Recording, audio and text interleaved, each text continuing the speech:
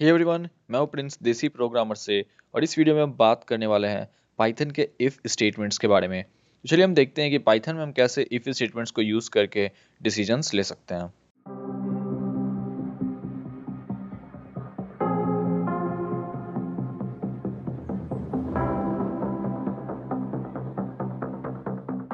मैंने एक text editor में एक पाइथन फाइल को पहले से क्रिएट कर रखा है जिसका नाम है ifs.py।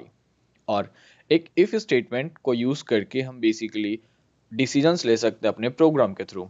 और ये हम कैसे करते हैं उसे हम यहाँ पर देखेंगे। तो उसके पहले हम देख लेते हैं कि इफ़ स्टेटमेंट का सिंपल सिंटैक्स क्या होता है।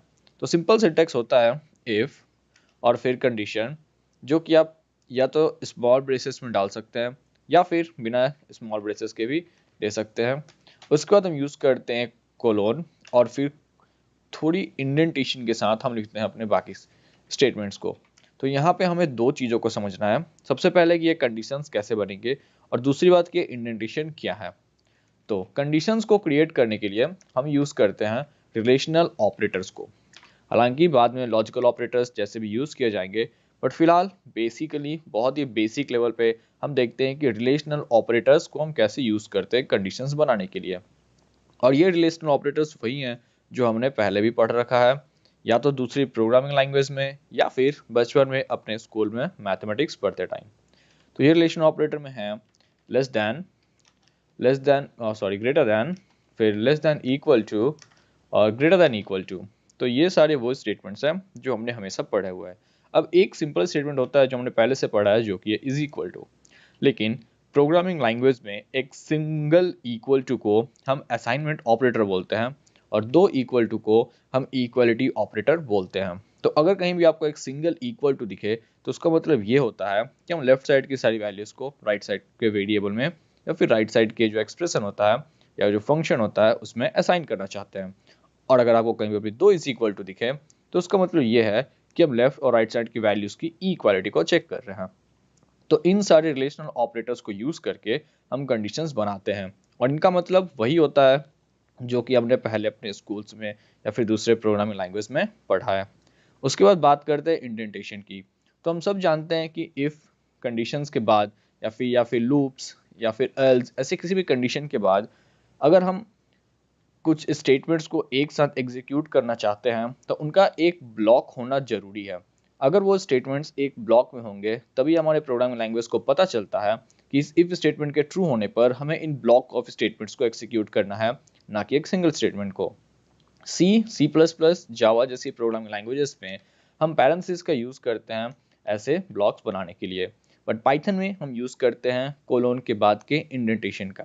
अब इसका मतलब ये होता है कि इस इफ स्टेटमेंट के बाद हर वो स्टेटमेंट जो नेक्स्ट लाइन में इतने इंडेंटेशन के साथ आएगा उन सबको एज ए ब्लॉक ट्रीट किया जाएगा। तो ये हो गया स्टेटमेंट, ये रहेगा मेरा स्टेटमेंट 2, स्टेटमेंट 3। और अगर मैं कभी इस इंडेंटेशन को क्लियर कर दूं तो फिर ये एक सिंगल यानी कि सिंपल और आप बोल सकते हैं इन फ्लो स्टेटमेंट की तरह एग्जीक्यूट होगा। तो इन चीज़ों को हम प्रैक्टिकली देख लेते हैं प्रोग्राम में यूज़ करके। तो यहाँ पर मैं बहुत बेसिक काम करने वाला हूँ। हम चेक करने वाले हैं कि नेम सेम है या नहीं, और अगर सेम होगा तो हम गुड मॉर्निंग बोलने वाले हैं। तो सबसे पहले मैं एक नेम वेरिएबल डिफाइन कर लेता हूँ और मैं सीधे इक्वल करता हूँ। यहाँ पर मैं एस इक्वल टू लिख रहा हूँ इनपुट, और इनपुट के अंदर एक सिंपल प्रॉम्प्ट रहेगा, एंटर योर नेम। अब यहाँ पे आप देख सकते हैं एक सिंगल इक्वल टू का मतलब ये होता है कि इस फंक्शन से हमें जो भी वैल्यू मिलेगी उसे हमें इस नेम नाम के वेरिएबल को असाइन कर देना है। इसके बाद हमें यूज करना है इफ स्टेटमेंट। तो इफ, और हम ये चेक करना चाहते हैं कि क्या ये नेम इस स्ट्रिंग जो कि है प्रिंस इसके बराबर है या नहीं। और अगर ये इसके बराबर है तो हम बोलना चाहते हैं प्रिंट गुड मॉर्निंग। और एक दूसरा स्टेटमेंट रहेगा यहाँ पे जो कि मैं इस इंडेंटेशन के बाहर लिख लेता हूँ, जो कि है सिंपल सा प्रिंट आउट ऑफ इंडेंटेशन। और हम इसे सेव करते हैं और हम इसे रन कराते हैं और देखते हैं कि ये प्रोग्राम फ्लो कैसा होता है। तो मैंने यहाँ पर फिर अपने कमांड प्रॉम्प्ट को खोल रखा है। हम स्विच करेंगे पाइथन ट्यूटोरियल्स में और हम एक्सिक्यूट करना है ifs.py को। आप यहाँ पे देख सकते हैं एंटर योर नेम का प्रॉम्प्ट हमें दिख रहा है, और अगर मैं डालता हूँ प्रिंस तो हमें आउटपुट दिखता है good morning out of indentation. और अगर मैं अपना इनपुट कुछ और डालता हूँ जो कि प्रिंस नहीं है तो हमें आउटपुट मिलता है आउट ऑफ इंडेंटेशन। तो यहाँ पे क्या होता है उसे हम समझ लेते हैं। जब यह स्टेटमेंट ट्रू हो जाता है, यानी कि जब हमारा इनपुट प्रिंस होगा, तो ये एक लाइन इंडेंटेशन में होने के कारण एग्जीक्यूट होगी। और उसके बाद ये लाइन जो कि इंडेंटेशन में तो नहीं है, जिस कारण इसे ट्रू और फॉल्स होने से कोई लेना देना नहीं है, ये सारा काम खत्म होने के बाद ये लाइन वैसे भी एग्जीक्यूट हो जाएगी।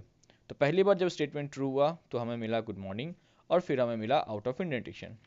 दूसरी बार जब ये स्टेटमेंट फॉल्स होता है तो इंडेंट की हुई सारी लाइन्स एग्जीक्यूट नहीं होंगी, बट ये लाइन जिसे अभी भी इंडेंटेशन से यानी कि ट्रू या फॉल्स इफ स्टेटमेंट के ट्रू या फॉल्स होने से कोई फर्क नहीं पड़ता है, वो एग्जीक्यूट हो जाएगी।